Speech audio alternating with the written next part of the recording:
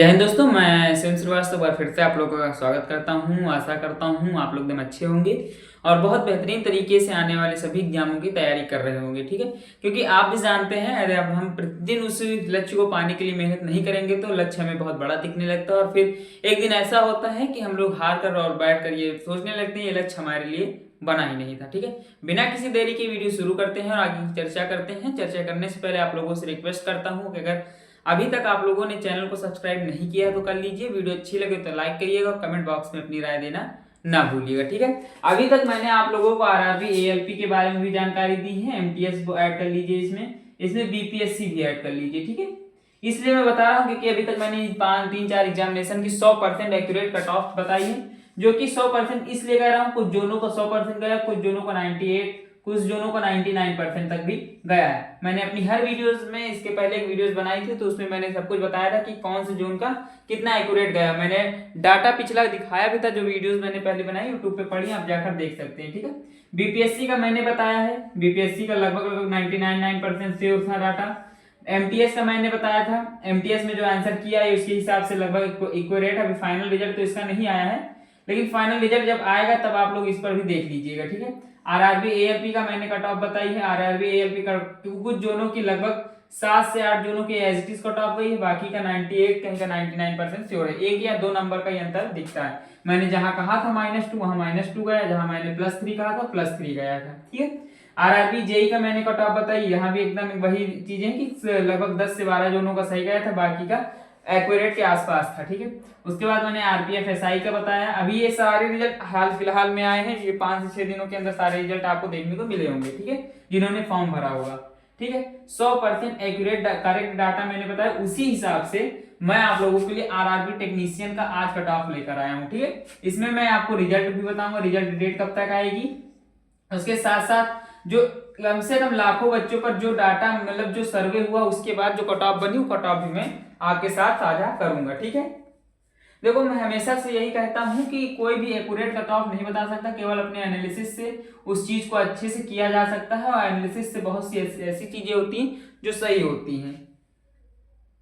Normalisation का खेल कहाँ होगा, कहीं पे 12 नंबर बढ़ेंगे तो कहीं पे 8 नंबर बढ़ेंगे, कहाँ पे 12 नंबर बढ़ेंगे वो भी बताऊंगा और कहाँ पे 8 नंबर बढ़ेंगे वो भी मैं आपके साथ साझा करूंगा। ठीक है, सबसे पहले तो मैं आप लोगों को बता दूं कि मैं इस वीडियोस में आईटीआई और 12th दोनों की संपूर्ण स्टेट की कट ऑफ लेकर आया हूं, तो सारे कट ऑफ मैं आप सारे स्टेट आपके साथ साझा करूंगा। ठीक है, मीडियम शिफ्ट और हार्ड शिफ्ट 2 तरह की शिफ्टें होती हैं। मैंने इजी शिफ्ट इसलिए नहीं लिया क्योंकि इजी शिफ्ट में फिर नॉर्मलाइजेशन बताना थोड़ा डिफिकल्ट हो जाता है, फिर 3 शिफ्टों का नॉर्मलाइजेशन अलग अलग निकालना पड़ता है जो कि लगभग संभव नहीं है।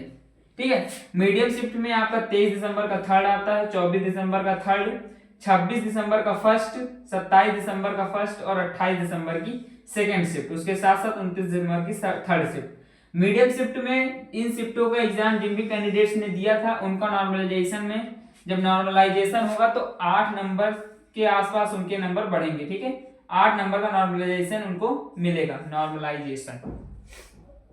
उसके साथ आप लोगों की हार्ड शिफ्टें कौन कौन सी थी, 23 दिसंबर की फर्स्ट शिफ्ट और सेकेंड शिफ्ट, उसके साथ 20 दिसंबर की सेकेंड शिफ्ट, 24 दिसंबर की सेकेंड शिफ्ट, 26 दिसंबर की थर्ड शिफ्ट, 28 दिसंबर की फर्स्ट शिफ्ट, 29 दिसंबर की सेकेंड शिफ्ट, उसके साथ आपका 30 दिसंबर की फर्स्ट शिफ्ट। ये सारी शिफ्टों में जिन भी कैंडिडेट्स ने एग्जाम दिया था वो कमेंट जरूर करें, क्योंकि इनका नॉर्मलाइजेशन स्कोर लगभग 12 नंबर प्लस होगा। ठीक है, 12 नंबर प्लस होने के चांसेस हैं। ये तो चीजें थी कि नॉर्मलाइजेशन का खेल कैसे होगा, नॉर्मलाइजेशन कैसे होगा, क्योंकि आपके लगातार जो कमेंट है उन्हीं से मैंने क्वेश्चन उठाया। मैं अभी लास्ट में आपको रिजल्ट डेट भी बताऊंगा। ठीक है, जिस प्रकार से आरआरबी अब रिजल्ट देना शुरू की है, मुझे उम्मीद है कि 6 से 7 दिनों में आप इसका भी रिजल्ट देखेंगे। डेट में बताऊंगा आपको। टोटल वैकेंसी ग्रेड होती है, ग्रेड 1 होता है, ग्रेड 3 होता है, ग्रेड 14 होता है और ग्रेड 298 होता है। यहाँ पे आपकी वैकेंसी कैसी है, ग्रेड 3 की है। ठीक है, यहाँ पे ग्रेड 3 की जो टोटल पोस्टें हैं, पद हैं, वो 13,206 है और इन्हें 2 भागों में डिवाइड किया था आरआरबी ने। पहला भाग आपका आईटीआई होता है और आईटीआई में पद जो थे 11,770 रखे गए थे और 12th पीसीएम में 1,436। तो ये चीजें तो हैं कि 12th पीसीएम की कट ऑफ आरआरबी आईटीआई से ज्यादा जाए, क्योंकि यहाँ पे पोस्टें कम है और मैंने हमेशा आपको बताया कि जहाँ पोस्टें कम होती है वहाँ पे कट ऑफ ज़्यादा होती है, जहाँ पे कैंडिडेट्स ज़्यादा होते हैं वहाँ पे कट ऑफ ज़्यादा होती है, ठीक है। तो ITI की कट ऑफ यहाँ पे कम जाएगी और 12th PCM की cut of upper two ITI जाएगी, मतलब इससे हाई ही जाएगी, ठीक है। अगर आपने ITI से फॉर्म भरा है तो सभी ट्रेड भर सकते हैं, किसी प्रकार का कोई रोक नहीं था उसमें कि सिर्फ यही ट्रेड भर सकते हैं, कोई भी ट्रेड होता चलेगा, ठीक है। डीजल मैकेनिक के जो कैंडिडेट्स हैं, याद रखिएगा, डीजल मैकेनिक वो अपने स्कोर में +3 कर लेंगे, ठीक है। और अदर के ट्रेड के जो भी कैंडिडेट्स हैं वो +2 और -2 कर लेंगे, ये चीज ध्यान रखना, क्योंकि फिर बाद में आप कमेंट करने लगते हैं कि आपने बताया था ITI ट्रेड का सबका स्कोर ऐसा होगा, तो नहीं, जो कैंडिडेट डीजल मैकेनिक के हैं वो +3 कर लेंगे, अदर कैंडिडेट +2 और -2 कर समझ सकते हैं अपने आप, ठीक है। अब देखो यहाँ पे जो मैंने यहाँ पे आपको जोन लिखा है ये ITI का है, अभी मैं आप लोगों को 12th का भी बताऊंगा इसके बाद, ये ITI का है, ये चीज याद रखना, ठीक है।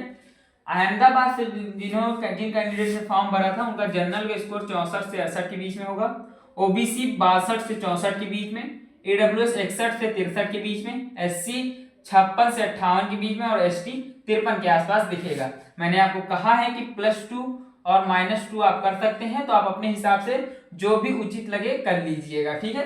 अगर -2 भी है तो कोई दिक्कत नहीं, और +2 है तो आप सेफ और भी सेफ हैं। अजमेर की बात करूं तो जनरल 72, OBC 70, AWS 68, SC 65 और ST 60, ठीक है। एज कंपेयर टू बेंगलुरु अगर मैं देखूं तो general 68, OBC 65, AWS 64, SC 60, ST 57। उसके बाद आपका भोपाल आता है, भोपाल में जनरल 67 के आसपास, OBC 64, AWS 63, SC 59, ST 56, ठीक है। फिर आपका भुवनेश्वर आता है, भुवनेश्वर में general 70, OBC 68, AWS 67, SC 64, ST 60। उसके बाद आपका बिलासपुर आता है जहां पे जनरल 73, OBC 70, AWS 67, SC 65 और ST 61। चंडीगढ़ की बात करूं तो general 68, OBC 66, AWS 65, SC 62, ST 58। उसके बाद आपका चेन्नई आता है जहां पे जनरल 73, OBC 70, AWS 69, SC 65 और ST 61 के आसपास स्कोर दिखेगा। जहां पे ना समझ में आया कि आपको डर लग रहा है वहां पे आप -2 कर सकते हैं, कोई दिक्कत नहीं। मैं बार बार कहता हूं कि स्कोर अगर कम है तो अफसोस नहीं करना है, बल्कि अगली बार प्रयास करना है कि इससे बेटर स्कोर मैं अपने आप को दे पाऊं। गोरखपुर के बारे में बात करूं तो जनरल 72 के आसपास होगा, OBC 70 के आसपास, AWS 69 के आसपास, SC 64 के आसपास और ST 60 के आसपास आपको दिखेगा। उसके बाद आपका आता है गुवाहाटी। गुवाहाटी के बारे में बात करूं तो जनरल 70 के आसपास, OBC 65, AWS 64, SC 60 और ST 53 के आसपास, ठीक है। जम्मू के बारे में बात करूं तो Jammu general 67, OBC 65, AWS 64, SC 60 और ST 52। कोलकाता की बात करूं तो जनरल 75, OBC 72, AWS 71, SC के बारे में बात करूं 67 और ST 62, ठीक है।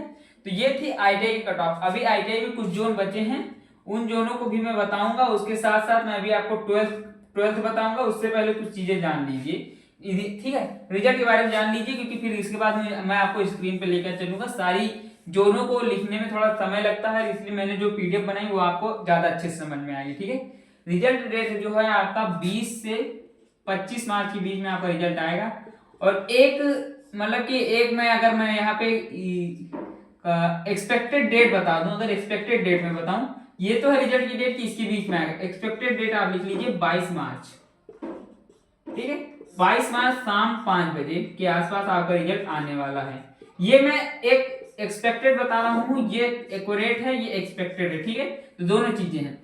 अब मैं आपको बची हुई जोन की कट ऑफ और 12th की कट ऑफ के लिए स्क्रीन पर लेकर चलता हूं। आपका मालदा बचा था, मुंबई बची थी, पटना बचा था, प्रयागराज बचा था, रांची बचा था, मुजफ्फरपुर बचा था, सिकंदराबाद बचा था और सिलीगुड़ी बचा था, ठीक है। जहां पे Malda UR 74, OBC 71, EWS 70, SC 66 और ST 65 होगा। मुंबई के बारे में बात करूँ तो UR 72, OBC 69, EWS 67, SC 65 और ST 60। फिर पटना के बारे में बात करूँ तो जनरल 74, OBC 70, AWS 70, SC 66 और ST 63। फिर प्रयागराज आपका आता है, प्रयागराज के बारे में बात करूँ तो जनरल 69, OBC 65, EWS 64, SC 60 और ST 52, ठीक है। रांची में जनरल का स्कोर 68 के आसपास होगा, OBC 66, EWS 65, SC 61 और ST 56। मुजफ्फरपुर के बारे में बात करूँ तो जनरल 74 के आसपास होगा।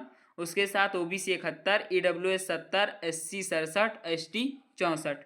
सिकंदराबाद के बारे में बात करूँ तो सिकंदराबाद में जनरल 68 के आसपास होगा, OBC 65, EWS 64, SC 58 और ST 55। मैंने आपसे कहा है कि केवल और केवल डीजल मैकेनिक्स +3 करेंगे, बाकी -2 कर लेंगे अगर कोई दिक्कत हो रही उनको तो, ठीक है। सिलीगुड़ी 72 जनरल जाएगी, OBC 70, EWS 69, SC 65 और ST 60 के आसपास स्कोर होगा, ठीक है। ये तो थी ITI की कट ऑफ। अब मैं आपको 12th PCM के ऊपर ले चलता हूँ, क्योंकि 12th PCM में भी कट ऑफ बहुत हाई जाएगी। आपको बताया हूँ क्यों जाएगी, क्योंकि वहाँ पे पोस्टें कम है और वहाँ के लिए भी फॉर्म बहुत अधिक संख्या में भरे गए हैं, ठीक है। तो ये डाटा जो है, ये जो आपको अब मैं आप लोगों को दिखा रहा हूँ, ये 12th PCM के बेस पर है, जहाँ पे कोलकाता के स्कोर जनरल के हिसाब से 79, EWS 69, OBC 75, SC 66 और ST 65, ठीक है। यहाँ पे आप कुछ भी कम मत करिएगा, यही अगर है सेम एज इट इज तभी आप अपना सिलेक्शन समझिएगा। मैं बाकी का बहुत रेयर केसेस होंगे कि इसके बावजूद आपका सिलेक्शन हो। Mumbai 79, EWS 69, OBC 76, SC 66, ST 65। Bhubaneswar के बारे में बात करूँ तो जनरल 72, EWS 65, OBC 68, SC 63 और ST 62। बिलासपुर के बारे में बात करूँ तो जनरल 80, EWS 70, OBC 77, SC 67 और ST 60। गुवाहाटी के बारे में बात करूँ अगर मैं तो general 75, EWS 67, OBC 72, SC 65, ST 62। Ahmedabad के बारे में बात करूँ तो general 83, EWS 70, OBC 78, SC 68, ST 65। उसके बाद आपका बेंगलुरु आता है, बेंगलुरु में जनरल 77, EWS 65, OBC 72, SC 63 और ST 65, ठीक है। उसके बाद आपका आता है चेन्नई, बेंगलुरु हो गया है, बेंगलुरु 77 जनरल, EWS 65।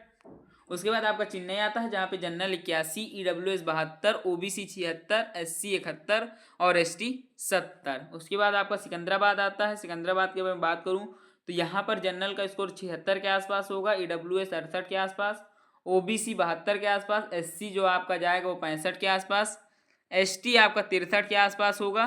उसके साथ आपका चंडीगढ़ में जनरल 84, EWS 79, OBC 81, SC 77 और ST 76। रांची के बारे में बात करूँ तो रांची में जनरल 77, EWS 72, OBC 74, SC 71 और ST 70 के आसपास स्कोर कवर करेगा, ठीक है। उसके साथ आपका मालदा बचता है, प्रयागराज बचता है। मालदा में जनरल 82, OBC 77, EWS 80 और जो आपका SC जाएगा वो 76, ST 73, ठीक है। ये आपका UR हो गया, OBC EWS SC ST, ठीक है। उसके बाद प्रयागराज 77, 70, 75, 67, 69, भोपाल 82 और 72, 78, 70, 68। उसके बाद अजमेर 82, 70, 79, 69, 67। उसके बाद आपका जम्मू 81, 74, 78, 68 और 66। फिर आपका गोरखपुर आता है। गोरखपुर ऐसे सबसे सेफेस्ट जोन में जा रहा था, लेकिन इस बार डार्केट जोन में चला गया। जनरल के लिए 81, 73, 77, 77, 68, ठीक है। अब लास्ट में आपका बचता है मुजफ्फरपुर, जहाँ पे जनरल का स्कोर 67, OBC का स्कोर 56, EWS का 63, SC का 60 और ST का 61। तिरुवनंतपुरम के बारे में बात करूँ, जनरल 65, OBC 59, EWS 63 और SC 56 और ST 55 के आसपास स्कोर कर रहा है, ठीक है। तो जो भी डाटा मैंने प्रोवाइड कराया है बहुत एनालिसिस करने के बाद आप लोगों के सामने रखा हूँ। इसके लिए आप लोगों से रिक्वेस्ट करूँगा कि चैनल पर अगर पहली बार आए हैं तो ज़रूर वीडियो लाइक करिएगा और चैनल सब्सक्राइब करके रखिए, क्योंकि आने वाले एनी गवर्नमेंट कोई भी एग्ज़ाम हो, मैं उसके लिए प्रॉपर वीडियो प्रॉपर गाइडलाइन के हिसाब से वीडियोस बनाता हूँ, सब कुछ बताता हूँ, चाहे वो जॉब रिलेटेड हो, एजुकेशन रिलेटेड हो या फिर किसी अदर गवर्नमेंट टॉपिक के बारे में हो। तो आशा है, उम्मीद है कि वीडियो आप लोगों को पसंद आई होगी। ऐसी ही वीडियोस लगातार चैनल पे अपलोड होती रहती हैं और बहुत सी वीडियोस अपलोड कर भी की गई हैं। लगभग 300 से 400 वीडियोस मैंने अपलोड कर दिए हैं, जिसमें मुझे हर एक वीडियोस पे 1K 2K 3K ऐसे व्यूज़ आए हैं, ठीक है। पर आप लोगों के सब्सक्राइबर नहीं मिलते, इसलिए आप लोगों से रिक्वेस्ट है कि चैनल को सब्सक्राइब करें। मिलूंगा नेक्स्ट वीडियो में, तब तक के लिए धन्यवाद।